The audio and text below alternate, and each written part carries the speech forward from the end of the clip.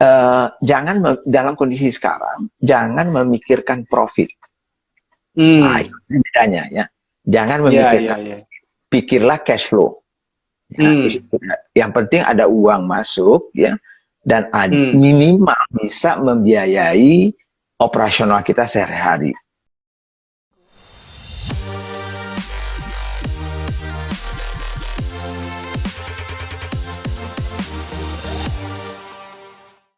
Hai Pak Budi. Malam Mas Deddy, apa kabar? Malam Pak, kabar baik Pak, kabar baik. Pak Budi sendiri gimana kabarnya? Alhamdulillah, sehat-sehat kita di sini. Alhamdulillah, sehat-sehat terus ya Pak ya. Iya. Aktif terus ya Pak Budi ya. Iya, ini teman-teman udah banyak nih yang masuk nih dari Tangerang, Surabaya ya kayaknya ada nih. Iya. Nice. Banyak. Gimana nih Pak aktivitas Jakarta Pak? Lancar-lancar ya Pak ya? Jakarta saya nggak keluar nih sejak udah berapa hari nih. Mungkin pernah sebulan ini mungkin 2 kali lah saya keluar ya. Kalau nggak penting-penting amat saya Oke. keluar gitu. Oh, iya. Sempat keluar juga ke klien-klien gimana? Saya masih Pak, masih ke kantor juga masih. Kalau di Surabaya kan kondisinya PPKM darurat, tapi kita masih ada protokol ya. Maksudnya ada yang sebagian WFH, ada yang juga enggak ya. Jadi kita ada yang kita bebasin sih, ada yang ke kantor, ada yang enggak juga gitu. Ada juga ya.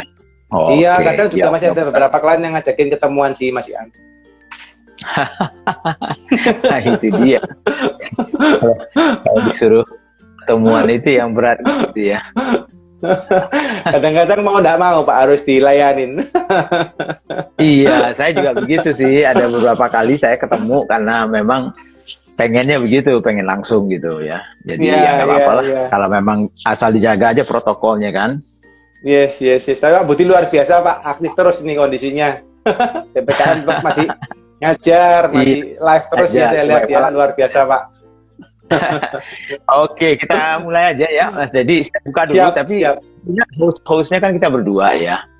Siap. Berdua, tapi saya buka aja dulu. Ya, terima kasih semua teman-teman yang sudah hadir ya malam ini. Saya bersama Ko Deddy dari D Consulting, sahabat saya. Kami juga sering kontak-kontak, kita sama-sama belajar. Nah, kemudian juga jelas beliau seorang entrepreneur, tapi juga sekaligus juga seorang konsultan lebih ke keuangan, pajak, dan bisnis ya gitu ya, Mas Deddy ya. Pak, sistemasi. Ya. Yes. Sistemasi. Jadi kalau bisnis berapa Pak Budi Pak? Jangan dong, sama-sama kita. Jadi malam ini sebetulnya kita co-hosting. Jadi hostnya Business.id, juga hostnya ada di Consulting ya. Memang topik malam ini saya serahkan ke Mas Deddy karena kita sebetulnya bicara lebih banyak soal bisnis ya. Bagaimana kita coba membuat sistem bisnis yang mungkin mudah-mudahan bisa berhasil, jangka panjang, profitable, dan bagus gitu ya. Yes. Apa, Mas Deddy juga co-host di sini, jadi silakan Mas Deddy juga kenalkan diri. Kemudian ya silakan kita diskusi apa yang menarik malam ini sesuai dengan apa yang sudah kita sampaikan ke teman-teman. Siap. Halo teman-teman ya, salam kenal ya, saya di Siddhartha. Saya muridnya Pak Budi ya teman-teman ya. Jadi hari ini saya senang sekali ya diundang sama guru saya ya. Saya ikut Pak Budi kelas itu mungkin ada 2 atau 3 kali kelas dari SBM ya Pak, SBM Pro. Terus ada kalau nggak salah itu value ya. Terus yang terakhir CEO itu Pak. CEO itu belum sempat ikut Pak saya Pak. Belum sempat ikut karena pas diundang sekali yang pertama dan kedua itu pas nggak bisa. Terus yang ketiga nggak diundang lagi Pak saya Pak, belum dapat undangan. Iya. Jadi ini lagi nunggu diundang Pak ini Pak.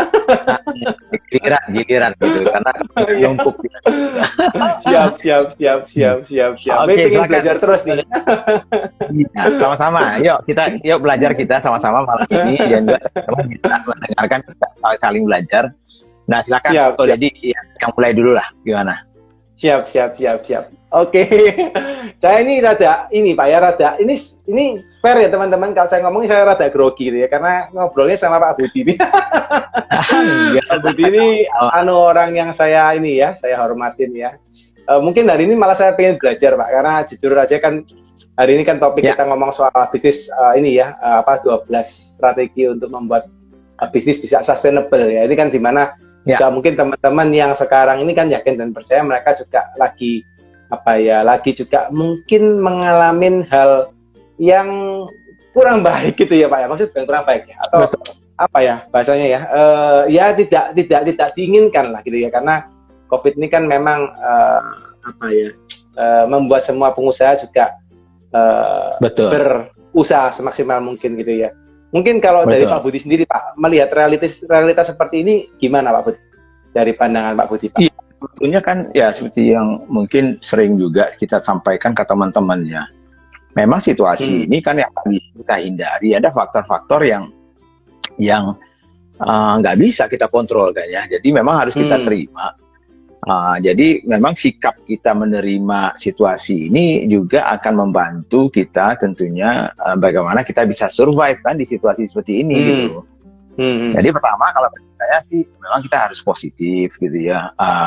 Memang tahu saya kadang-kadang teman-teman nih ya positif Pak, tapi kantong ini kan sudah kosong ini sekarang ini, makan susah. Jadi iya benar Pak. Jadi ya ada kan hal ya seperti yang saya bilang, ada hal yang memang kita nggak bisa kontrol. Jadi nggak usah pikirin gitu.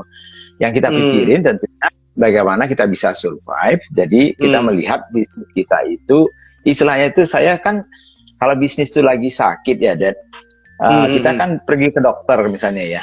Nah kalau ke dokter kan berarti kan kita cek nih kesehatan bisnis kita kan ya. Nah biasanya kan dokter itu kan punya alat-alat untuk membantu dia mencek nih orang ini sehat atau tidak. Jadi biasanya kalau nggak berat-berat biasanya dicek misalnya nadi misalnya detak jantung, kemudian mungkin stetoskop dikasih dicek, kemudian mungkin cek suhu. Nah kalau lebih parah mungkin dia akan cek darah misalnya ya. Bisa saja kalau lebih parah lagi mungkin MRI. Jadi sebetulnya kalau dalam konsep bisnis itu kan mirip seperti itu jadi kita punya alat yang bisa kita gunakan untuk mencek selalu kesehatan kita, kesehatan bisnis kita ya. Nah saya selalu cerita soal yang 12 faktor yang di dalam Smart Business Map itu sebagai awal dari saya, tidak awal untuk mencek aja, untuk mencek cukup sehat atau tidak bisnis kita. Dari situ sebetulnya sudah kelihatan tuh dari 12 itu situasi kita sekarang seperti apa. Nah kemudian dari 12 pertanyaan itu pun sebetulnya kita bisa juga melihat di yang mana, bagian mana yang mungkin kira-kira yang sakit gitu. Sehingga disitulah mungkin kita harus memperbaiki diri. Nah itulah kenapa walaupun saya juga ada video mengenai 7 prioritas misalnya seorang pebisnis itu harus lakukan misalnya ya pada krisis ini, tapi selalu saya tidak dalam otak saya itu pasti yang 12 pertanyaan itu selalu saya gunakan untuk tes pertama istilahnya ya. Jadi kalau tadi itu tes stetoskop ya, suhu, lebih dalam cek darah, kalau mau lebih dalam lagi mungkin cek X-ray, MRI, CT scan, itu lebih dalam lagi. Tapi cek pertama itu 12 angka itu cukup menurut saya untuk mentes.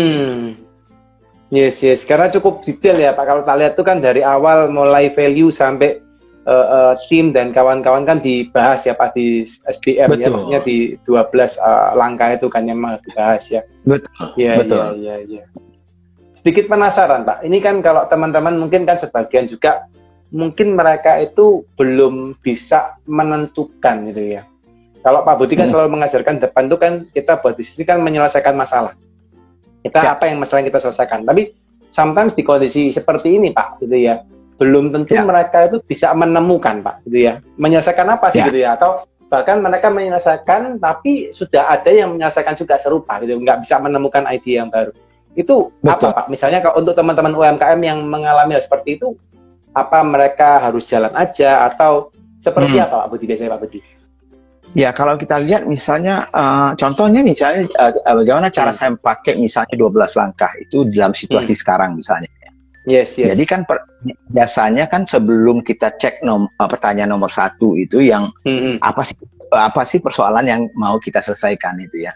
Sebelum itu sebetulnya kan kita selalu mencek sebetulnya kategori bisnis ini kita terdampak atau tidak. Karena tidak semua bisnis terdampak loh, jadi. Yes, benar Pak, benar. Kan yang malah senang banget ini situasi gini. Iya benar Pak. Benar. Iya kan, seperti klinik, rumah sakit, yang medis vital. Ya, Pak ya. Iya. Harapan saya mereka tidak berharap seperti itu. Saya yakin enggak lah. Iya. Jadi kategori bisnis kita ini terdampak seberapa dalam? Kan itu pertanyaan pertama. Nah, kalau kita katakanlah kita yang negatif lah, mungkin kalau yang terdampak positif mungkin nggak perlu jawaban dari kita kan gitu ya. Benar. Kalau yang terdampak negatif bagaimana kan gitu ya? Kalau terdampak negatif. Pak. Nah, kalau terdampak negatif, kalau di kita pakai pertanyaan nomor 1 di 12 pertanyaan SBM itu kan what is the problem you're trying to solve? Apa sih problem yang Anda ingin selesaikan? Jadi sebetulnya kalau bisnis kita itu misalnya katakanlah misalnya makanan misalnya ya. Nah, selama ini kan mungkin orang masih bisa beli dan segala macam, dia datang ke outlet kita, datang ke restoran kita. Dalam situasi sekarang pertanyaannya problemnya apa lagi nih? Nah, misalnya kan problemnya adalah mereka mau sih sebetulnya mau makan tapi ya ternyata ya nggak bisa karena mobilitas kan terbatas misalnya. Dari sisi kondisi sekarang artinya kalau orang tidak bisa datang ke tempat kita atau produk kita itu tidak bisa didapatkan oleh mereka, berarti kita yang harus mendekatkan diri ke mereka, kan gitu kira-kira. Jadi solusinya apa dalam situasi sekarang misalnya? Ya mungkin kita delivery, mungkin kita online, kan gitu ya. Nah, bisa juga misalnya problemnya adalah orang dengan situasi krisis ini mungkin uangnya nggak seperti dulu lagi misalnya ya. Kalau dulu yes. Kan bisa belanja 50.000 misalnya, tapi sekarang hanya bisa 20.000 dia punya. Cuman dia sebetulnya masih pengen nih belanja produk kita misalnya kan. Tapi hanya padahal barang kita 50.000. Itu bagaimana? Kan itu misalnya. Nah, kalau dari pertanyaan itu berarti kan mungkin apa yang kita bisa lakukan adalah misalnya membuat format produk kita yang tidak merubah nilai dan value dari brandnya sendiri, tetapi membuat membuat harganya itu menjadi lebih terjangkau, bukan menurunkan kualitas gitu. Nah, contohnya yang dilakukan ya. Jadi contohnya misalnya gitu, perusahaan-perusahaan besar kalau Dedi bilang lihat itu ya, misalnya Unilever ya, atau Indofood ya, dan segala macamnya itu. Coba lihat misalnya di situasi krisis ini sebetulnya misalnya sampo ya. Kalau tadinya kita beli sampo satu botol itu katakanlah tadi itu 100.000 atau 50.000 ya. Nah, padahal mereknya apapun lah misalnya, entah mereknya misalnya Pantene atau Rejoice atau Sunsilk misalnya ya, atau Clear misalnya. Nah, tapi kita nggak punya duit 50.000 kan sekarang. Tapi kita masih pengen misalnya membeli brand yang itu. Nah, itulah yang sekarang tuh banyak keluar misalnya saset misalnya, atau diperkecil. Jadi tidak menurunkan mutunya, tetap barangnya sama, cuman memang dia memperkecil formatnya dan segala macamnya itu, sehingga istilahnya itu absolute affordability. Kalau absolute affordability itu masalahnya, jadi bukan tidak mau membeli, ya, tetapi memang nggak ada uang, mau bagaimana kan gitu? Yes. Ini contohnya, saya sering belanja di GoFood ya, karena saya memang jarang masak ya, artinya kadang-kadang suka masak, kadang-kadang enggak gitu ya. Jadi saya lihat itu ada salah satu pecel ya, pecel itu saya suka gitu ya.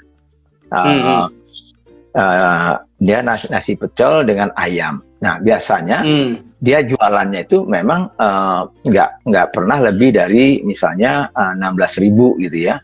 Tapi udah cukup segala macam. Nah, sedangkan yang lain-lain biasanya banyak yang naik harga dan segala macam. Nah, dia malahan dia robah harganya menjadi 15.000, jadi bukan 16.000 lagi. Lalu saya bilang, loh kok bisa turun harga? Padahal biasanya naik harga kan gitu ya. Tapi begitu saya coba beli, memang ternyata porsinya diperkecil. Gitu. Ini Pak, ini. Iya, tapi kalau ya kebetulan ya bagi saya sih masih mampu lah 15.000 ya. Tapi bagi orang-orang yang memang duitnya cuma segitu gitu ya. Jadi mungkin kalau dia masih pengen makan itu, dia lebih suka biar diperkecil sedikit gitu ya. Dia memang suka dengan produknya dan segala macam, sehingga dia masih tetap bisa memakannya. Jadi itu caranya. Jadi volumenya memang jadinya menjadi lebih kecil, tetapi minimal kita bisa survive kan dengan cara itu. Jadi dalam konteks Smart Business Map, pertanyaan nomor 1, what is the problem you're trying to solve? Apa sih problem yang Anda solve dalam kondisi krisis ini? Apa saja problem konsumen? Ya, dalam kategori bisnis kita itu kita berikan solusinya. Nah, itu contohnya. Yes. Menarik nih. Pak, penasaran nih Pak. Ini kan kalau Pak Budi kan sempat kasih contoh misalnya tadi sampo gitu ya. Sampo dari yang ukuran besar terus diperkecil gitu ya. Penasaran Pak, kalau misalnya tadi seperti food, dia jual lebih murah, tapi akhirnya kan dia porsinya mau nggak mau kan dikecilin Pak. Mungkin dia jual mungkin kalau 16.000, bayangan Dedi adalah dia jualannya mungkin di luar daripada mall, atau mungkin dia punya ruko atau depot gitu ya. Pak, how about misalnya Pak, orang itu berjualan di mall Pak, terutama sekarang teman-teman di mall ini banyak yang kena PPKM ya Pak, nggak boleh buka gitu ya, udah nggak boleh buka, delivery aja nggak laku kan gitu. Akhirnya mereka shutdown gitu ya, 1 bulan ini shutdown, bisa kalau sampai nggak tahu kapan gitu ya, bisa shutdown sampai setelah PPKM dibuka. Nah, how about with that Pak, maksudnya mereka mau jual porsi lebih murah, ketika dihitung-hitung kena kos sewa, kena kos orang, terus akhirnya mereka mau jual harga di bawah 25.000 aja Pak, itu sudah ngepres Pak. Itu gimana tuh Pak? Mungkin ada nggak Pak maksudnya pandangan? Betul. Jadi kalau kita ambil lagi Smart Business Map itu dari 12 pertanyaan itu, kan kita bagi 3 kelompok tuh. Kelompok playing field, kelompok market landscape, kelompok operational profitability. Nah, kalau masalah itu yang dia ditanya, itu pertanyaan jawabannya itu ada di pertanyaan nomor 9, 10, dan 11 gitu ya. 11. Nah, jadi itu di bagian operasional. Jadi pertama adalah bagaimana caranya kita meningkatkan revenue kita. Nah, kalau kita nggak bisa meningkatkan revenue kita, berarti kan kita harus mencari apa yang namanya cost structure kita, struktur biaya kita. Jadi karena bisnis itu pada prinsipnya simple aja kan. Bisnis itu kita mencari profit, itu salah satu tujuan kita ya Pak. Bukan satu-satunya tapi salah satunya. Untuk mendapatkan profit, untung, berarti jualan kita harus lebih banyak dari biaya kita. Kan itu intinya. Nah, jadi kalau di pertanyaan yang pertama itu adalah bagaimana caranya kita meningkatkan penjualan kita, dan kalau kita nggak bisa dalam situasi krisis ini meningkatkan penjualan, artinya kita harus mengurangi biaya kita, kan itu. Yes. Nah, jadi artinya kalau misalnya di mall itu kita jangka panjang atau tidak, tentunya kalau kita sudah terlanjur di situ, nah pertama dia tutup, nggak bisa buka, ya itu kan nggak bisa juga kita kontrol kan. Jadi iya benar Pak, benar. Satu. Nah, yang bisa dilakukan misalnya untuk sementara, misalnya mungkin keluar ya, mencari tempat yang sementara gitu ya untuk memproduksi, tetapi bisa masih tetap delivery kan gitu ya. Itu salah satu contohnya ya. Tapi yang kedua adalah sebetulnya bagaimana kita menekan biaya itu. Nah, menekan biaya itu tentunya dengan mall itu biasanya teman-teman yang lain setahu saya mereka pasti mencoba negosiasi ulang dong dengan yang punya mall ya, supaya mereka diberikan keringanan dan segala macamnya itu. Nah itu juga harus dilakukan. Nah tetapi seperti yang saya sampaikan tadi itu, kalau tadi itu ada orang yang hanya duitnya punya 15.000, tadinya misalnya kita 30.000 misalnya, dengan memperkecil misalnya yang ekonomis tadi itu bisa menjadi 15.000, ada kemungkinan dia bisa membeli. Problemnya sekarang kalau di mall dia nggak bisa beli lagi, walaupun harganya sudah murah, tapi nggak ada tempat membelinya. Berarti solusinya kan berarti harus mencari mungkin tempat sementara. Nah, kalau itu adalah sebuah makanan misalnya, sekarang kan ada cloud kitchen ya, yang mungkin bisa sementara disewa di situ ya, sehingga kita bisa jualan online, atau kita cari rumah kita sendiri dulu sementara dan segala macamnya gitu ya. Nah, yang lebih penting lagi sebetulnya di dalam pertanyaan nomor 9-10 itu soal tadi itu soal bagaimana meningkatkan omset, lalu yang kedua bagaimana menurunkan biaya kita atau struktur biaya kita. Nah, kemudian yang ketiga adalah soal cash flow kan. Nah, jadi kalau saya punya prinsip, apalagi teman-teman yang kena parah ini ya, yang di yang di mall dan segala macamnya ini, yang harus kita selamatkan itu adalah cash flow kita dulu. Yes. Nah, kalau cash flow kan ada dua aja yang harus kita lakukan. Satu, kalau misalnya uang masuknya memang tidak bisa ditingkatkan, malah menurun ya, ini susah. Malah menurun, mungkin nol lagi kan. Iya Pak, kalau di mall pasti nol Pak itu Pak. Nah, jadi artinya pertama ya kita harus coba survive tadi itu. Makanya ingat nggak waktu di awal pandemi tahun lalu itu, Pizza Hut saja, orang-orangnya aja sampai di pinggir jalan tuh jualan tuh. Yes Pak. Yes. Artinya ini brand internasional loh, brand global. Ya kan, brand global nggak ada malunya mereka tuh. Pinggir jalan kan gitu. Jadi artinya kalau nggak dapat revenue-nya kan itu persoalannya kan gitu. Yes, benar. Jadi let's say dia misalnya tidak mendapatkan tentunya parah lah misalnya revenue enggak. Berarti kita harus menyesuaikan biaya kita kan. Nah, bagi saya sih jangan dalam kondisi sekarang jangan memikirkan profit. Nah, itu bedanya ya. Jangan memikirkan, pikirlah cash flow. Yang penting ada uang masuk ya, dan minimal bisa membiayai operasional kita sehari-hari. Nah, kalau kita punya dana untuk membiayai operasional kita sehari-hari saja, itu sudah bagus. Makanya istilah saya kemarin itu dalam situasi krisis seperti ini, bagaimana caranya kita memperpanjang landasan, istilahnya itu landasan terbang kita itu. Nah, landasan terbang itu runway istilahnya. Kalau di dalam startup itu ada runway namanya ya. Nah, maksudnya runway itu apa? Itu nafas kita sebetulnya. Kalau di dalam Instagram saya, kan kemarin itu saya bilang, nafas kita masih ada nggak nih sampai akhir tahun ini? Yes, ya saya sempat repost itu Pak. Ya, jadi sempat repost itu. Agustus ya. September, Oktober, November, Desember. 5 bulan lagi kan akhir tahun. Nah, ini contohnya kalau situasi teman-teman yang parah banget nih misalnya ya. Katakanlah dia minus lah. Jadi artinya cash-nya minus. Misalnya tadinya dia jualan misalnya 100 juta sebulan. Biayanya 50 juta sebulan.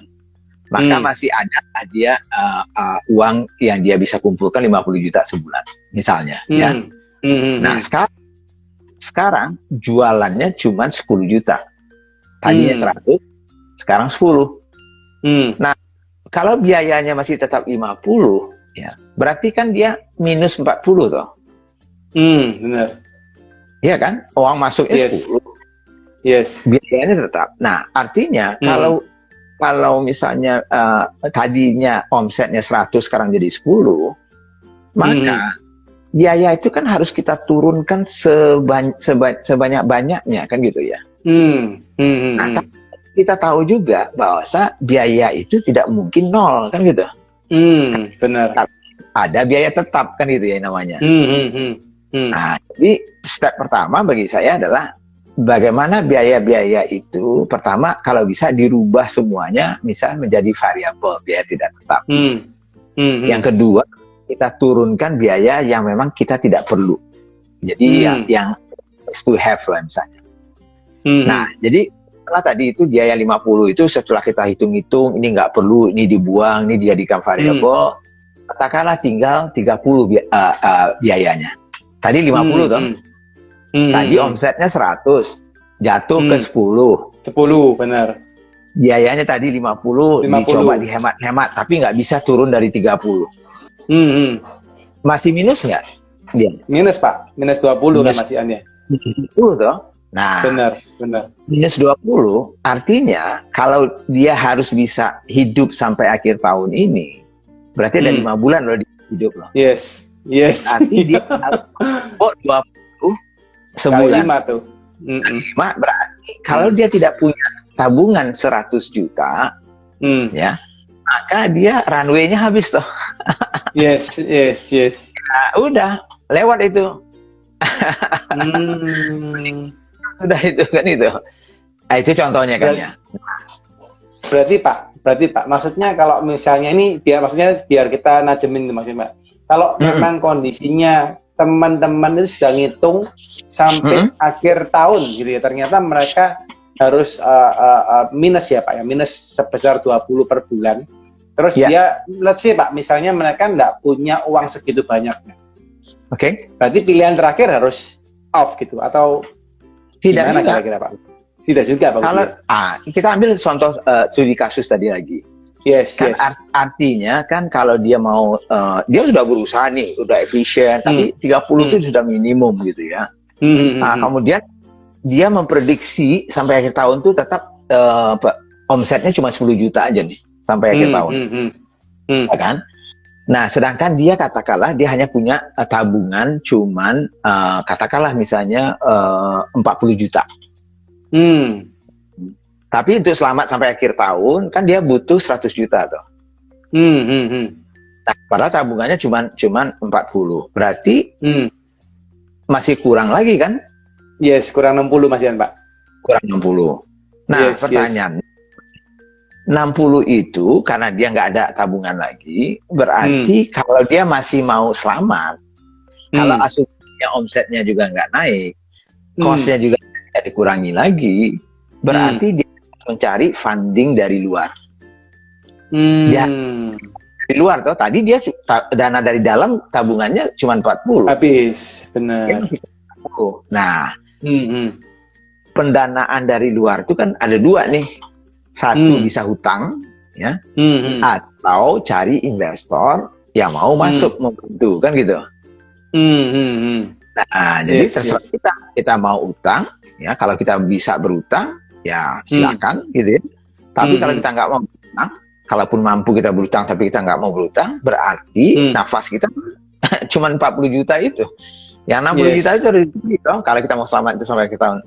Berarti kita harus mencari partner baru mungkin atau orang lain yang mau ikut membantu menginjek bisnis kita itu dengan 60 jutanya itu gitu. Paling itu ini kalau asumsinya kita nggak bisa memperbaiki omset ya. Dan juga tidak bisa memperbaikinya itu kan. Iya. Penasaran nih Pak, mohon maaf Pak, saya banyak tanya nih Pak. Hari ini mau belajar ceritanya sama Bu Dini. Iya. Pak, kalau misalnya tadi Pak masuk utang sama funding ya Pak, maksudnya dari investor gitu ya. Dalam kondisi seperti ini Pak, baiknya itu malah, maksudnya kalau dari kacamata Pak Budi ya, Pak Budi kan sudah menangani kan perusahaan yang super ya Pak, sudah besar gitu ya. Nah kalau sekarang mungkin teman-teman UMKM ini kan kondisinya mungkin mereka aset mungkin sudah dasar gitu ya, dan sebagainya, ininya nggak terlalu yang wow gitu ya, tapi di saat ini mereka mengalami tadi yang minus tinggal 40, mereka minus 60, and then pilihannya kan utang atau funding atau mereka off Pak, kan pilihan cuma tiga itu akhirnya Pak ya, kita, kalau dia nggak bisa naikin omsetnya, so kita pilih dulu misalnya funding atau utang. Kalau dalam posisi ini Pak, mungkin menurut Pak Budi realistiknya lari kemana dulu nih Pak? Apakah enak utang dulu atau malah kita enak funding dulu? Sebetulnya kalau kita kalau kita bankable namanya ya, bisa berutang ya, bisa berutang. Kalau kita berutang ke ke lembaga keuangan seperti bank atau finance itu kan ada persyaratannya.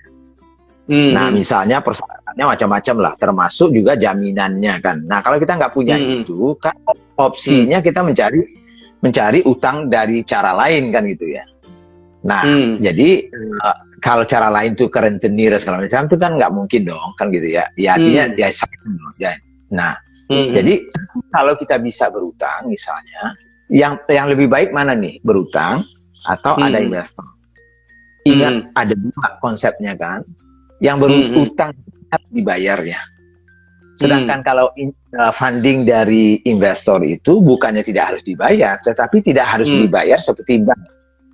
Karena dia ikut betul-betul menanggung risikonya kita juga kan itu, menanggung rugi kita juga ikut rugi, kalau untung juga ikut untung. Kalau bank, kalau misalnya Anda punya bank 60 juta, misalnya setelah akhir tahun ternyata masih belum sehat Anda, ya tetap aja akan ditagih juga utang itu kan itu namanya utang. Iya benar. Iya. Investor yang ikut memiliki perusahaan kita, maka dia itu sebetulnya bukan pengutang, dia sebetulnya partner Anda. Jadi kalau misalnya taruh uangnya 60 juta dan di akhir tahun kita masih bisa selamat, maka dia sudah tahu risikonya bahwa dia akan hilang duit 60 juta karena Anda tidak perlu mengembalikan itu. Nah, itu beda utamanya. Nah, itu kan masing juga sih, ada yang mengatakan, ada juga orang yang mengatakan, wah daripada saya berbagi dengan orang lain, nah kan ada juga nggak mau, benar. Nah, ya saya mending berutang. Tapi ada juga yang mengatakan, saya nggak anti utang misalnya, berarti jalan satunya adalah mencari partner kan gitu aja. Nah itu yang pertimbangan yang harus kita lihat sih, Dedi gitu. Nice. Ini tadi kalau tidak salah ada yang nyambung pertanyaan, Pak. Itu nyambung dengan apa terkait dengan apa yang kita bicarakan barusan, Pak. Terkait boleh. Kita yang mana? Silakan. Kerry ya. Kerry ITW itu kalau nggak salah. Oke. Investor melihat revenue-nya begitu saja. Apa mau ya, Pak? Maksudnya ini mungkin dalam segi funding ya, Pak. Oke, Kerry ya, dari investor melihat revenue-nya begitu ya.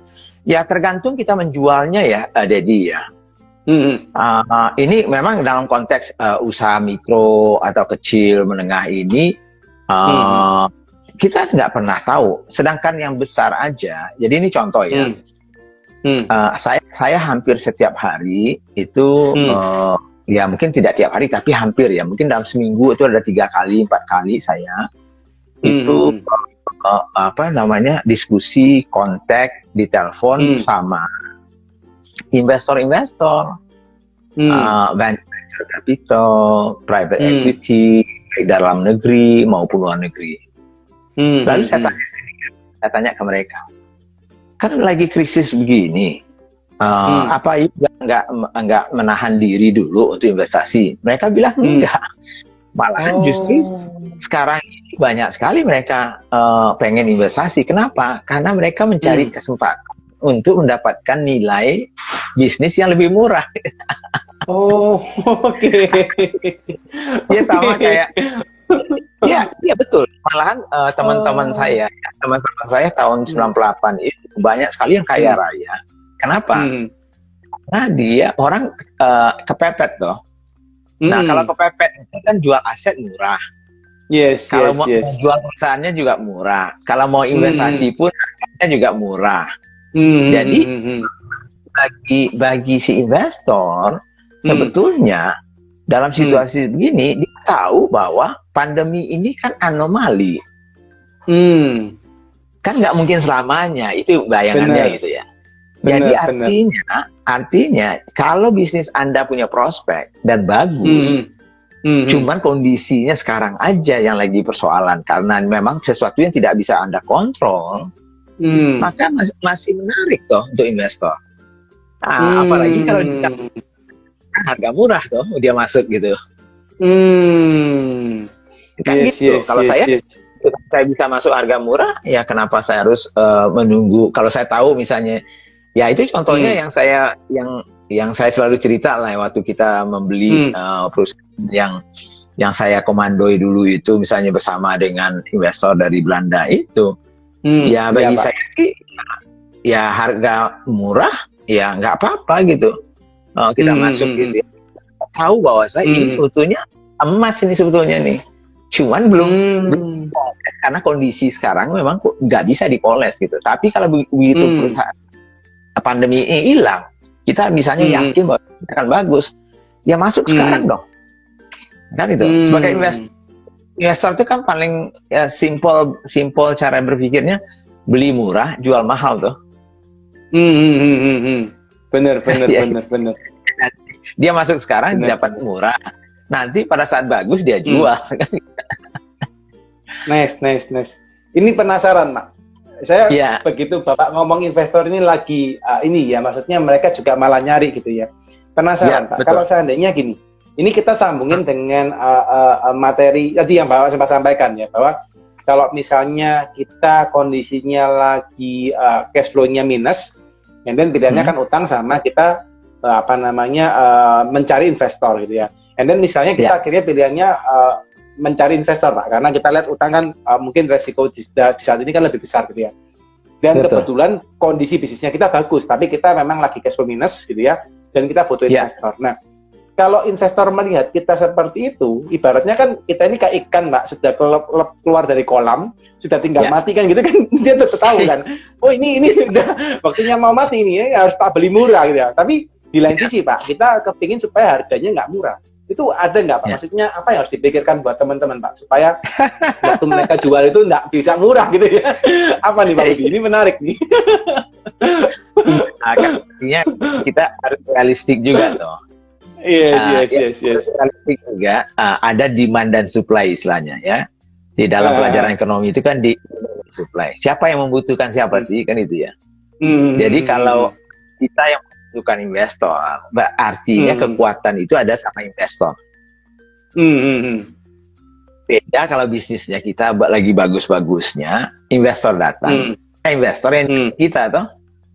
Nah, jadi artinya walaupun mereka mau masuk gitu, jadi saya sudah pengalaman tuh, ada yang masuknya pada saat kurang bagus gitu ya. Ya kita artinya gini, saya tidak mengatakan investor begitu, bukan investor ini nggak kejam juga sih, nggak. Takutnya saya bilang nanti investornya parasit dan kejam semuanya gitu ya. Enggak ya, Pak ya. Pasti punya hati juga kan. Cuman maksudnya kan gini, aja kayak kita misalnya, katakanlah misalnya Dedi kebetulan BU lah istilahnya, BU butuh uang. Yes. Lu kita punya rumah nih, ya rumah yang mau kita jual toh, karena kita butuh uang. Nah, kalau ada orang nawar ke Dedi pengennya harga pasar 1M misalnya, itu harga pasar 1M.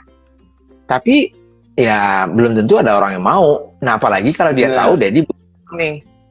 Nah, dia akan nego sekuat mungkin toh. Jadi misalnya aja 500 juta. Ya kan itu. Nah, Dedi bilang, waduh, 100 juta gimana? Itu kan jauh banget kan ya. Dari 1 juta sih kan itu ya. Nah, katakanlah setelah negosiasi bla bla naik ke 600 misalnya. Nah, pertanyaannya Dedi enggak 600 kan gitu. Nah, sedangkan si investor ini karena dia juga tahu bahwa seharganya pasarnya itu sebetulnya dalam situasi bagus 1M. Tapi dalam situasi nggak bagus nggak segitu gitu. Ya tentunya dia mau membeli mahal kan di dalam situasi seperti ini gitu. Nah, jadi disitulah sebetulnya intinya kalau saya sih dari sisi kita sebagai pemilik bisnis gitu ya, harusnya kita itu bisa menjual cerita kita itu dan potensi kita. Jadi apa kuat cerita kita itu, seberapa bagus misalnya bisnis kita itu juga penting gitu. Kan gini ya, bisnis kita bagus, fondasinya bagus, timnya bagus. Misalnya kalau ada pabriknya bagus, kalau ada outletnya bagus ya, laporan keuangannya rapi, rapi dan segala macam. Cuman kan kondisinya aja omsetnya tidak bagus kan gitu. Itu saja sudah membuat nilai kita lebih bagus gitu. Itu saja sudah ya ini gitu sudah lebih bernilai kan, karena dibanding kalau analoginya saya itu ke rumah tadi itu, rumah Dedi misalnya. Dedi butuh uang, ada rumah pengen dijual kan gitu ya. Tapi rumah yang dijual ini atapnya bocor, jendelanya pecah, halamannya rumputnya tinggi ya. Ya, kan kurang bagus toh. Nah, bayangkan kalau rumahnya itu bagus, nggak ada yang bocor, rapi, namanya bagus, beda kan harganya. Benar Pak. Sama itu. Nah, jadi itu contohnya itu kalau fondasi kita bagus, potensi kita bagus dan segala macam, pasti akan lebih bernilai di mata investor dibandingkan kalau dia punya bisnis yang laporan keuangan aja nggak tahu, nggak ada misalnya. Kan timnya aja nggak jelas misalnya. Lalu sistem operasinya juga nggak bagus. Ya pasti turun lagi dong nilainya kan gitu. Benar. Nah, jadi itu satu yang bisa membantu menaikkan nilai. Yang kedua adalah masa depan. Kan ya, masa depan itu. Nah, masa depan itu berarti kan cerita kita. Kalau ada rencana bisnis kita ke depan 2 tahun lagi, 3 tahun lagi, bisa kita ceritakan ke investor itu. Loh, ini loh rencana kita. Ini kan anomali nih situasinya. Nah, kalau ini jalan, nggak ada pandemi ini, sebetulnya potensi kita seperti ini. Jadi sama aja kayak kita beli rumah pada saat krisis. Lokasinya bagus, lokasi elit.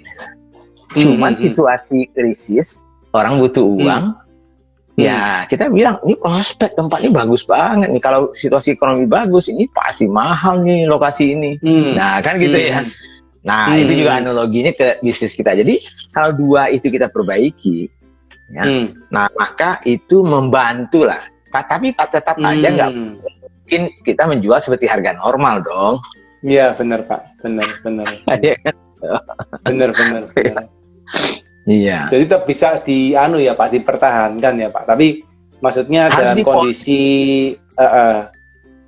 kondisi susah pun misalnya Pak, dalam artian misalnya kita berdarah-darah gitu ya. Tetap kita kan istilahnya nggak boleh juga pasrah ya Pak ya.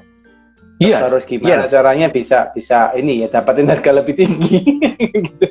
Iya, sama kayak mobil. Jual kan juga itu loh, mobil bekas loh. Iya. Mobil bekas. Kalau orang mau lihat mobil kita, jangan dibiarin dia nggak bersih dong. Minimal dilap, dicuci, harum, semuanya diperbaiki gitu. Ya dibandingkan nggak cuci, kotor. Ya padahal mobil itu kan beda, harus dipoles dong. Yes, benar. Pasti naik gitu ya. Dibandingkan kalau orang tuh mobilnya kotor dan segala macamnya gitu. Yes. Nah, nice. Oke, Pak, nyambung lagi, Pak. Ini kalau misalnya kita lihat dari 12 map ya, Pak, ya di bisnis gitu ya. Ini penasaran sih, Pak, dari seorang Dedi gitu ya, Pak. Pengen tahu dari kacamata seorang Pak Budi yang sudah mengcoaching banyak UMKM gitu, Pak. Sebenarnya kalau Bapak lihat itu dari 12 map yang ada di SBM, Pak, yang Bapak lihat paling sulit dilakukan oleh para pengusaha mayoritas itu yang nomor berapa, Pak? Yang paling sulit dilakukan? Yang paling sulit itu sebetulnya pertanyaan nomor 1, yaitu mencari problem, identifikasi problem yang mana yang dia mau berikan solusi. Itu nomor 1. Ya. Nomor 1. Ya, itu yang biasa paling sulit, 1. Kemudian mencocokkan solusinya dengan problemnya tadi, ya, produk dan jasanya itu.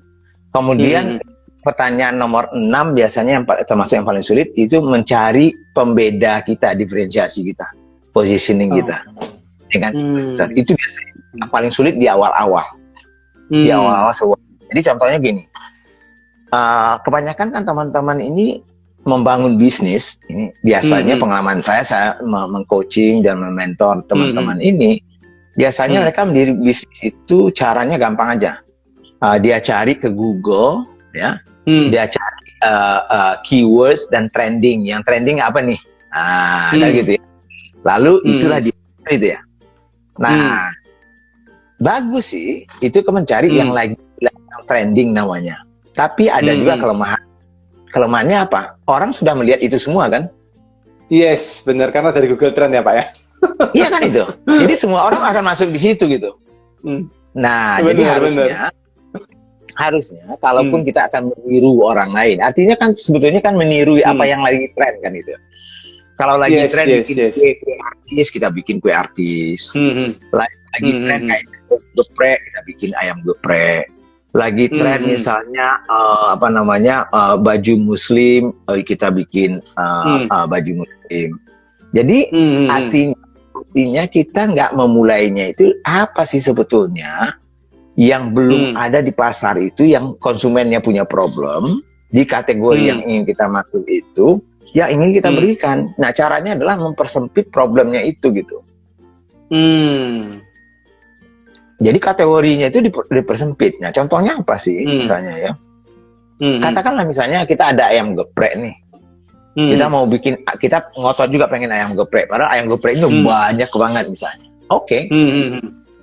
Tapi coba tanya orang-orang yang makan ayam geprek itu, kira-kira apa sih yang belum puas mereka waktu makan ayam geprek itu? Atau istilahnya itu ada nggak problemnya? Misalnya ya, ternyata setiap mereka pergi ke ayam geprek itu di mana-mana, ternyata semuanya sama.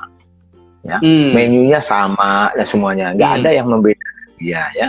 Jadi problem dia suka ayamnya, tetapi nggak suka dengan misalnya sambalnya misalnya. Sambalnya juga semuanya sama misalnya ya, ini contohnya.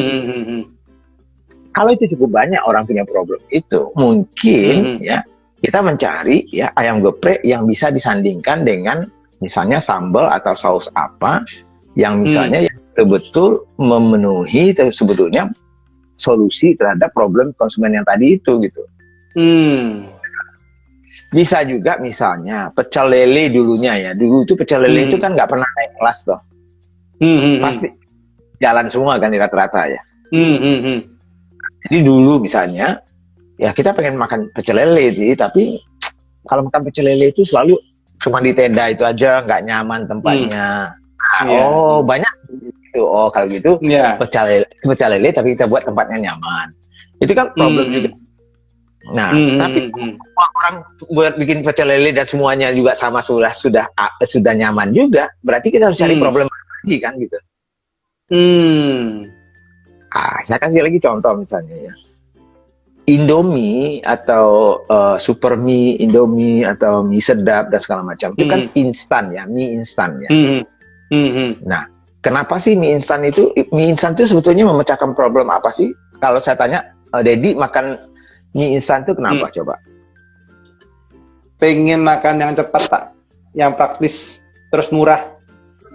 Oke. Berarti kan awal-awalnya mungkin itu sih problemnya ya. Kalau dia harus masak nasi, repot ya. Makan ini repot. Mungkin lebih mahal. Nah, jadi timbullah mie instan. Namanya instan. Instan berarti cepat. Jadi memecahkan persoalan instannya tadi itu. Kalau masak cepat, kalau ini cepat. Plus kalau masak ya, ini murah. Kan gitu ya. Nah, kata Hendris juga bisa masak sendiri. Oke, itu problem juga kan gitu. Nah, ada solusinya toh. Mie instan keluar. Nah, tapi kalau saya tanya ke Dedi, kalau Dedi makan mie instan sekarang ini pasti sering dong. Nah, apa problem Dedi selama makan mie instan ini? Kalau misalnya Dedi kapan saja makan mie instan ini misalnya? Saya Pak ya. Kalau saya sih jujur makan mie instannya 1 bulan mungkin sekali Pak. Oke. Apakah itu waktu di rumah atau di mana? Di rumah. Oke. Tapi kan banyak juga ternyata kalau saya dulu traveling ya, kalau saya jalan, apalagi keluar negeri ya, apalagi keluar negeri gitu ya. Itu semua emak-emak itu, istri saya juga termasuk, pasti bawa itu mie instan itu. Iya sih, benar. Iya kan itu, karena takut kalau misalnya nggak ada cocok makannya di situ, ya tinggal kita masak itu kan. Masak, iya benar. Nah tapi problemnya apa kalau kita bawa mie instan yang seperti Indomie yang itu? Kalau kita misalnya di hotel, ya kan itu. Susah masaknya, Pak. Iya, kita nggak ada tempat masak toh. Benar. Nah, itu dia. Tapi pop mie kan, pop mie itu kan timbulnya setelah mie instan kan gitu ya. Yes. Kenapa timbul pop mie? Karena dia melihat ada problem lagi. Problem orang kalau mereka misalnya masih belum convenient karena mereka harus ada kompor, harus ada panci, ya, harus ada tempat wadahnya. Kalau nggak ada itu gimana caranya? Kan gitu. Nah, itu kan problem tuh ini. Benar Pak, benar. Padahal mie instan itu sendiri sudah memecahkan problem dulu. Tadi problemnya Dedi pengen makan cepat, ya murah, dan masak sendiri mie instan. Ternyata mie instan ini banyak juga dibawa orang untuk traveling. Untuk orang traveling ada masalah baru lagi. Nggak ada panci, nggak ada tempat makan, dan kalau nggak, bagaimana? Nah, keluarlah pop mie-nya kan gitu. Pop mie tinggal cari air panas saja. Kalau di hotel, benar. Pasti ada dong di hotel air panasnya. Kalau nggak, benar. minta orang hotelnya kan gitu. Iya, nah, benar. Kalau mau lebih dalam lagi, Dedi, coba. Sekarang kalau orang pergi kemana-mana, katakanlah dia bawa pop mie. Kalau dia pergi ke alam terbuka, dia nggak ada kompor, nggak ada air panas. Bagaimana? Problem nggak dia makan walaupun pop mie? Problem, Pak. Problem. Nah, bayangkan kalau misalnya Dedi bisa menciptakan pop mie yang hanya dengan air dingin saja, dia bisa panas langsung. Dia bisa kembang dan panas langsung. Misalnya saya nggak tahu teknologinya apa gitu ya.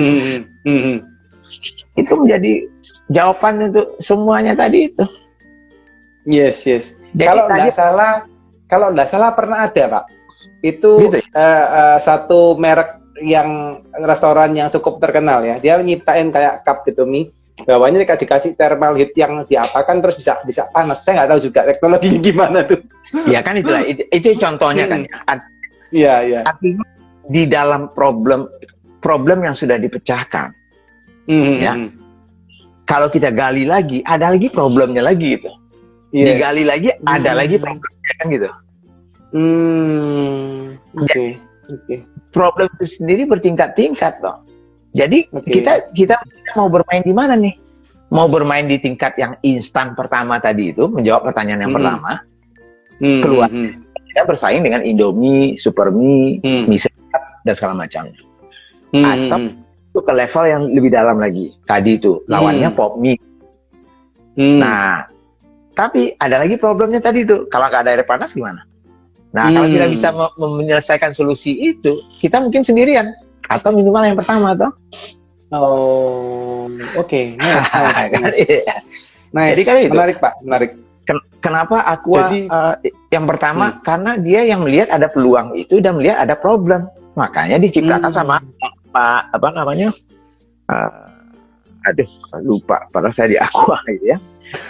Diciptakan sama mereka karena mereka melihat dulu dari tahun 70-an itu terutama di hotel dan di perusahaan-perusahaan asing gitu ya, kali mereka mendapatkan air yang bersih gitu, karena air keran kita kan bersih.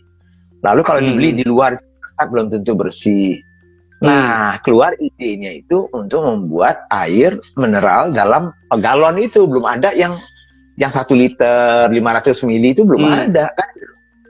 Nah, cuman setelah itu ada, keluar lagi problem baru lagi. Ini kan orang butuh air tapi bawah kan gitu. Kalau galon itu di bawah gitu. Nah, pusing Pak, 19 liter. Nah, jadi artinya apapun bisnis Anda yang sekarang itu gali problem-problem dari konsumen itu, coba pecahkan itu masalah itu, kemungkinan besar Anda itu saja sudah mulai Anda menjadi pembedanya. Saja Anda kalau sudah ada di situ, sebetulnya Anda sudah berbeda. Nah, apalagi Anda tambah lagi, Anda tambah lagi diferensiasinya dan uniknya Anda itu, berarti Anda makin kuat lagi gitu. Nice. Gitu caranya. Penasaran nih Pak. Ya. Lebih jelas atau memperdetail itu ya. Tadi kan Pak Budi sempat menyampaikan bahwa kalau kita menggali problemnya kita akan menemukan gitu ya. So berarti kalau kita pengen tahu kita bisa menyelesaikan problem apa kan kita mesti gali dulu terkait dengan apa yang bisa kita lakukan. Nah, tapi sometimes Pak, ini yang saya sering temui di lapangan gitu ya. Kadang-kadang itu ada orang yang terlalu kreatif Pak. Nah, ini maksudnya begitu dia menggali, akhirnya menemukan satu segmen yang dia mungkin bakal jadi satu power di sana, satu orang atau satu perusahaan yang bisa bermain di sana sendirian dulu gitu ya, belum ada kompetitor. Tapi, nah ini yang mungkin jadi satu pertanyaan juga Pak, bagaimana kita bisa mengetahui gitu ya, apakah yang kita temukan masalahnya itu benar gitu ya? Apakah benar kita perlu main di sana atau malah takutnya kita keduluan Pak, karena kan juga banyak ya, maksudnya orang yang muncul duluan gitu ya, tapi ternyata nggak laku gitu ya. Itu gimana Pak pendapat dari Pak Budi, Pak? Nah, makanya kalau kita belajar yang namanya Lean Startup ya, dari Airbus ya, ada juga yang namanya, kalau dulu kita menamakan Minimum Viable Product namanya. Jadi artinya apa? Jangan tunggu dia perfect dulu. Jadi makanya kalau kita sudah tahu ada problem yang kemungkinan besar membutuhkan solusi dan belum ada atau sedikit sekali orang lain bermain di situ, tes aja dulu, kan itu ya. Jangan tunggu dia perfect, tes aja dulu. Nanti feedback atau umpan balik dari pasar dan konsumen itulah yang akan betul-betul sebetulnya orang itu bisa terima atau tidak, kan gitu. Kalau ya, kita berasumsi terus toh. Yes. Kalau asumsi terus, padahal kenapa harus berasumsi? Ya udah kita buatkan dulu yang minimum viable produknya apa, ya. Kan di awal, udah langsung lemparkan ke pasar. Nanti di situ baru dapat feedback gitu. Nanti orang akan ininya kurang. Nah, langsung perbaiki tuh, perbaiki terus. Nah, sehingga suatu saat itu sudah hampir perfect, walaupun tentunya yang namanya itu kan terus-menerus berevolusi gitu. Itu salah satu caranya. Jadi jangan tunggu dia perfect dulu ya, lempar aja ke pasar, nanti terus-menerus kita perbaiki. Lalu kedua, jadi yang kadang-kadang banyak juga teman-teman ini yang kalau terlalu ruwet, kadang-kadang dia merasa bahwa dia menjadi sangat unik ya. Satu-satunya di dunia, malah nggak laku gitu ya. Yes. Ya, karena itu, karena kita mungkin terlalu mencoba perfect ya. Jadi mungkin kita sebetulnya belum memahami betul sebetulnya konsumen itu maunya apa, kan gitu. Jadi kita lempar aja ke pasar dulu, nanti kita perbaiki. Atau, nah yang paling banyak teman-teman lakukan ini kan dia meniru orang lain kan. Boleh saja meniru orang lain, walaupun saya nggak suka sebetulnya ya. Tapi betul-betul cari ya, waktu kita meniru itu cari apa persoalannya mereka yang belum dipenuhi oleh mereka, tapi dibutuhkan oleh konsumen. Nah, saat kita meniru itu kita sudah mengarahkan untuk menyelesaikan problem yang ada sebetulnya, tetapi belum ada kompetitor yang betul-betul memperhatikan itu. Sehingga kita dari situ saja sebetulnya pasarnya sudah tahu, ya pasti ada. Tapi kita bisa mengambil perbedaannya dari situ. Itu salah satu awal. Oh, ini berbeda ternyata, kan gitu. Ya misalnya si Angga sama Rizka tahu ya? Yes, Rizka ya. Tuh kan kue bolu aja. Iya. Keren. Kenapa sih bedanya gitu? Iya. Iya kan gitu. Keren.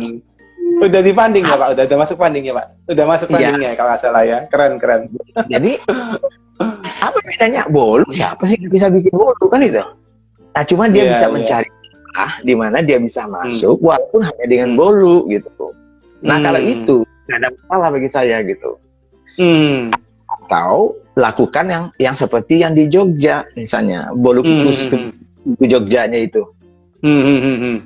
Nah kalau itu kan betul-betul kreativitas yang istilahnya itu lateral thinking saya bilang yang tadi pagi saya bilang ya. Berpikir lateral bukan karena logikanya nggak mungkin gitu. Jadi misalnya bakpia kukus loh kok bakpia bukan seperti itu gitu. Habis itu kukus lagi. Ya, habis sekarang larisnya bukan main, Pak. Nah, itu dia. Jadi kalau kita berpikir lateral itu kadang-kadang yang kontradiktif itu bisa kita gunakan untuk membuat orang penasaran untuk mau mencoba.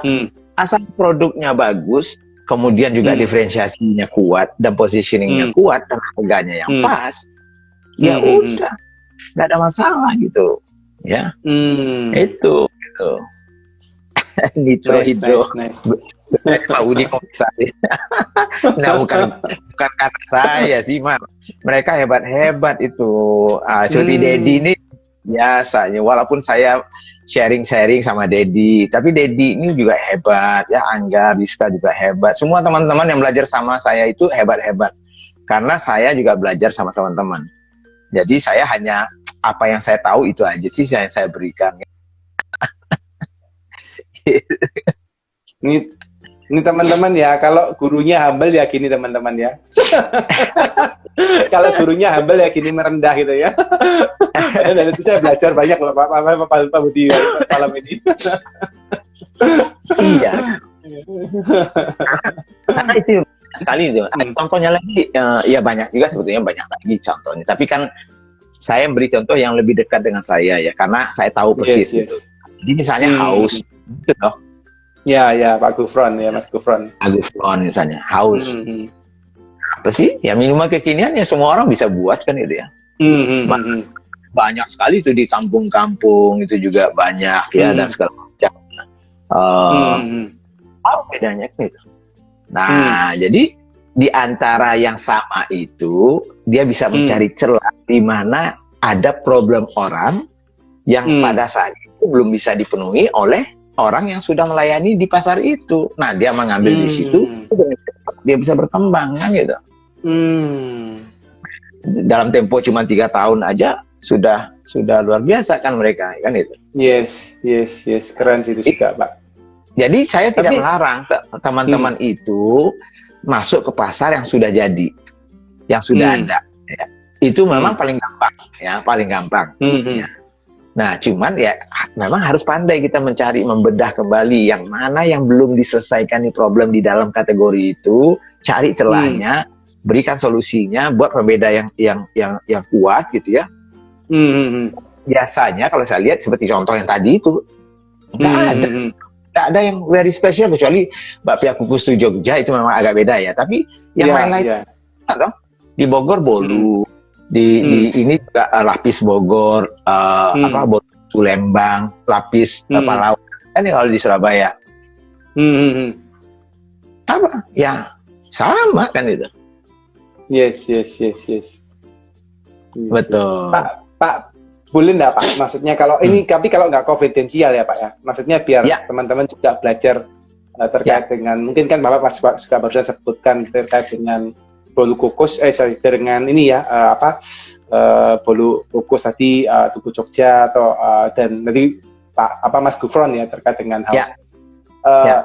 Kan kalau secara kita lihat kasat mata itu kan memang sama aja sih Pak. Maksudnya kalau ngomonglah misalnya punyanya Pak Mas Anggara sama punyanya yang lain lah kan ada juga yang mirip haus juga ada yang mirip. Betul. Ini mungkin juga strategis Pak kalau nggak konfidensial gitu ya. Apa sih Pak yang maksudnya mereka bisa lihat dari ceruk market di sana gitu. Mereka lihat apa sih kok akhirnya mereka punya bisnis itu bisa boom gitu. Itu apa sih Pak maksudnya yang dilihat di awal gitu pertamanya? Ya kalau misalnya seperti Agrinesia Group ini kan ya, kecuali yang tadi itu yang saya cerita ya, yang Bapia Kukus Tugu Jogja itu, prinsipnya sama sih, Mas Angga sama Mbak Rizka itu kan selalu mengatakan saya, waktu itu kan kita melakukan semacam penelitian, ya penelitian kecil-kecilan lah sebetulnya ya. Waktu itu saya Angga sama Rizka,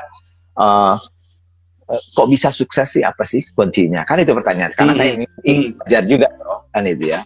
Nah, jadi ya dia cerita sini segala macamnya, tapi belum ada kesimpulannya sebetulnya, karena banyak orang yang dia sendiri nggak tahu dia kenapa dia bisa berhasil gitu ya. Kalau ditanya kenapa sih bisa, aduh saya jalankan aja Pak yang seperti ini, jadi nggak bisa dia mengatakan oh gini misalnya ya. Nah, jadi waktu kita ngumpulkan itu ternyata ada beberapa yang memang sudah kelihatan sebetulnya dari produk-produk dan brandnya itu. Pertama, dia mencoba menyelami kota-kota di mana mereka ada itu, menyesuaikan dengan apa yang sebetulnya menjadi uniknya kota itu, dia sesuaikan temanya itu satu ya. Oke. Karena lokalitas itu ternyata untuk kategori bisnis seperti itu cukup membantu malahan. Gitu. Nah, lalu yang kedua, memang ada namanya itu elemen of surprise-nya. Selalu ada kejutan-kejutannya kan gitu ya. Jadi waktu misalnya di Bogor itu dulu, karena sudah lama ya, tahun 2011, dulu nggak ada talas itu di Bogor itu kan gitu. Nah, dia mengeluarkan talasnya. Jadi itu. Lalu di Jogja itu kok bapia kayak ini ya, kayak bapau gitu ya, bukan bapia namanya. Habis itu namanya bapia kukus lagi. Jadi ada surprise ya. Tapi ada hubungannya dengan kota itu misalnya ya. Jadi kemudian tentunya sudah pasti kualitas ya, dia bagus, harga pas gitu ya, bukan murah tapi pas gitu ya. Karena tidak ada gunanya kita menjual harga murah, tapi yang harus kita jual itu harga pas sesuai dengan kualitas yang kita berikan dan value yang kita ciptakan itu kita berikan misalnya.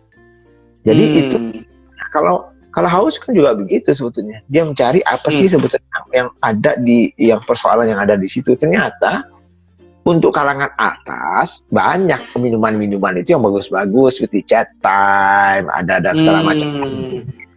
Tapi untuk kelas menengah itu ternyata tidak ada yang betul-betul terstandarisasi ya. Dengan kualitas yang bagus ya, dan betul-betul enak gitu ya, dan standar yang internasional gitu ya. Karena kebanyakan waktu itu minuman-minuman yang apa namanya kekinian itu kan terpisah-pisah. Satu ada di sini, satu bikin sendiri-sendiri kan, dengan bubuk itu macamnya itu. Jadi standarisasinya kayaknya nggak ada. Ya mutunya kadang-kadang ada yang bagus, ada yang tidak. Harganya juga nggak jelas. Dia melihat peluang itu. Dia melihat dari istilahnya segmen pasarnya itu yang membutuhkan, ada problem di situ untuk minuman kekiniannya dia isi. Nah, sehingga makanya istilahnya Gufron itu semua orang berhak minuman yang enak kan gitu. Dulu itu ya kadang-kadang enak, kadang-kadang enggak. Standarisasi tidak ada. Makanya standarisasi itu penting. Jadi itu salah satu cara mereka melihat. Jadi kalaupun produknya sama, tapi kita cari toh apa sih sebetulnya yang belum bisa dipenuhi oleh kompetitor itu gitu. Jadi artinya kita tetap berbeda dengan kompetitor, jangan sama itu. Kalau kita menyamakan dengan kompetitor ya akhirnya ya berarti kita perang harga jadinya kan begitu jadinya. Kalau yang lain tidak ada bedanya, harga yang termurah yang pasti dicari orang kan gitu jadinya. Oh yes. Maksudnya kalau memang rasanya mirip-mirip atau kualitasnya mirip-mirip pasti carinya ke harga ya Pak ya, pastinya endingnya kan ke harga ya. Betul. Tapi kan di Haus kan memang harganya itu terjangkau. Iya sih memang. Tapi value yang dia berikan itu lebih tinggi gitu. Iya. Sehingga gengsi orang minumnya dia itu berbeda walaupun harganya sangat terjangkau kan gitu. Iya, benar. Kan di Surabaya udah buka itu 9 outlet kalau nggak salah ya. Iya Pak, salah satunya dekat rumah saya ada Pak. Ya baru ke sana gitu. Gitu deh. Ini kayaknya sudah melewati juga waktunya kita ini. Siap, siap, siap. Nggak kerasa nih ngomong sama Pak Budi. Iya, Cepat kita waktunya. bisa ngobrol, bisa bisa berkolaborasi kita di consulting ya. Nah, jadi teman-teman yang juga misalnya perlu misalnya apa namanya membuat sistem keuangan, bisnis proses, pajak ya silakan hubungi di consulting. Ada Ko Dedi di sini juga, beliau juga banyak sekali ngundang pakar-pakar juga ini saya lihat ya di Instagramnya dia gitu. Siap, siap. Terima kasih semua teman-teman ya yang sudah hadir ya, mudah-mudahan bermanfaat ngobrolan kita sama Ko Dedi juga dan saya juga. Terima kasih semuanya, Dedi. Terima kasih semuanya. Sampai ketemu Thank you lagi. Pak Budi. Sehat-sehat Pak Budi. Terima kasih.